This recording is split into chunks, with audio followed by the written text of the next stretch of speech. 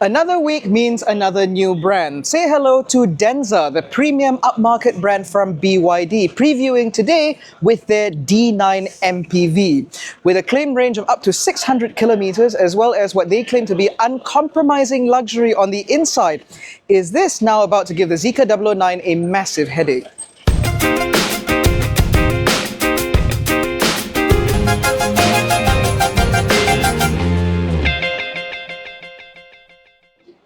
Now, the Denza D9 will be Denza's launch model here in Malaysia, and it will be available in two variants. There is a premium front-wheel drive and a premium all-wheel drive variant, but both cars are powered by a 103 kilowatt-hour LFP blade battery.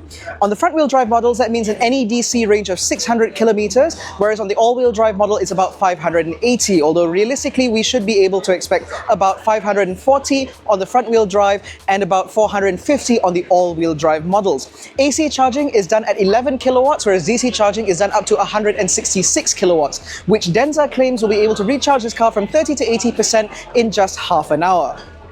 At over 5.2 meters long, the Denza D9 is certainly not a small car. In fact, in terms of overall dimensions, this car measures in very similar to what we've seen from the Toyota Alphard and Velfire, which means that this is a very typical luxury MPV style.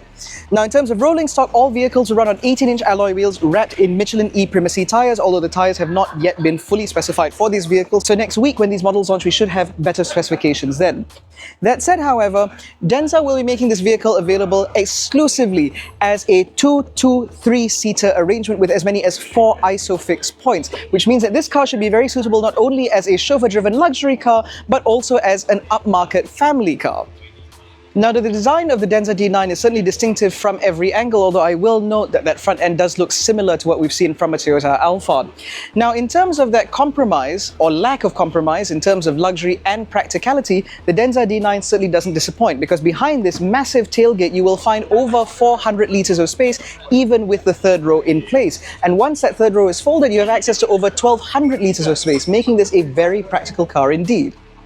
Now, the interior of the Denza certainly looks and feels very upmarket. Denza is ultimately meant to be a more premium brand compared to BYD, and that is very evident on the inside. All the materials in here feel of a slightly higher quality than what we've seen before, even from the very best BYDs. These seats, for example, are wrapped in Napa leather and are available either in this tan color or a sort of light grayish, which I think looks very nice indeed and certainly helps to push this car a little bit more upmarket.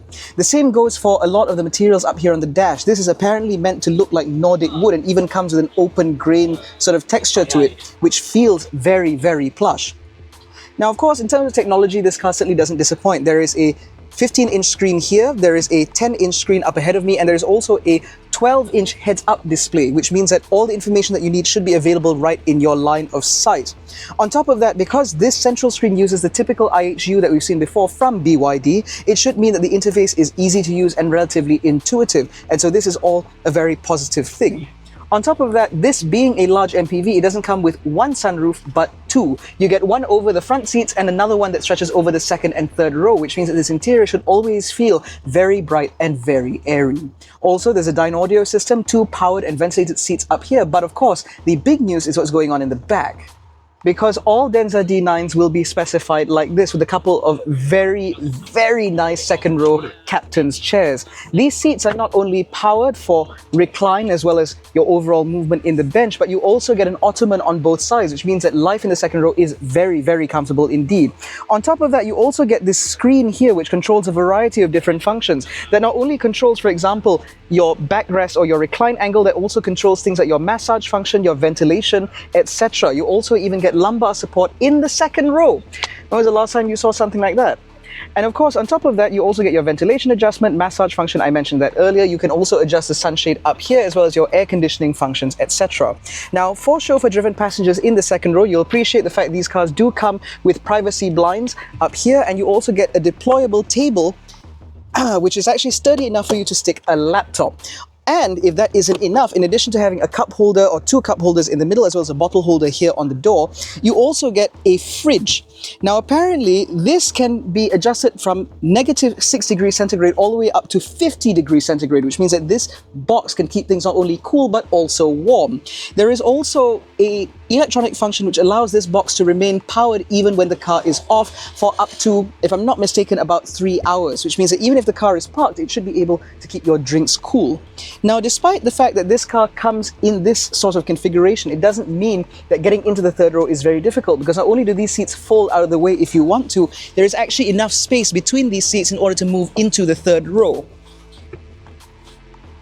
And with the seat set up like this, as you can see, there is still a pretty decent amount of space. So with the front seat set up the way they were earlier, I still have a good amount of knee room and a good amount of headroom.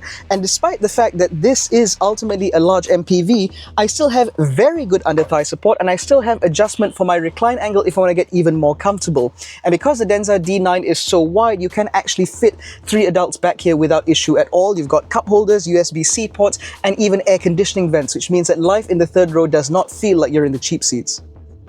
Now, the Denza D9 will come chock full of active safety features as you would expect from a BYD, which means that this car should come with full level 2.5 semi-autonomy features, making this very comprehensively equipped for both chauffeur-driven passengers as well as family car buyers. Now, in terms of warranty and overall specification, we have to wait 1 more week before these cars are officially launched in our market. And that concludes our preview of the new Denza D9. Let us know what you think in the comment section below, what you think about the car, and also what you think about the Denza brand, a more premium sub-brand to BYD. In any case, be sure to hit subscribe and hit the bell so you're notified every time we make a new upload. But ladies and gentlemen, that's that.